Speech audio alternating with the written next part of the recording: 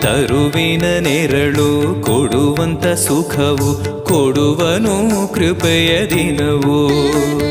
ಸ್ಥಿರ ಇರುವ ಮನ ಎನಗಿರಲಿ, ಶರಣಾಗತಿ ಎಂದು ಬರಲಿ.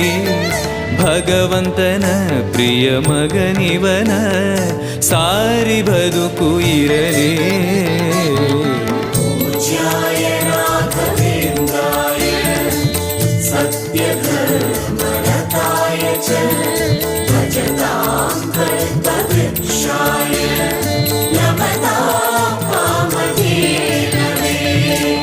ಆಲಯವೆಂದರೆ ಮಂತ್ರಾಲಯವೇ, ಬೇರೆ ನಾ ಅರಿಯಲಾರೆ.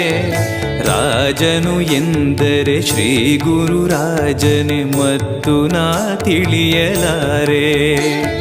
ಆಲಯವೆಂದರೆ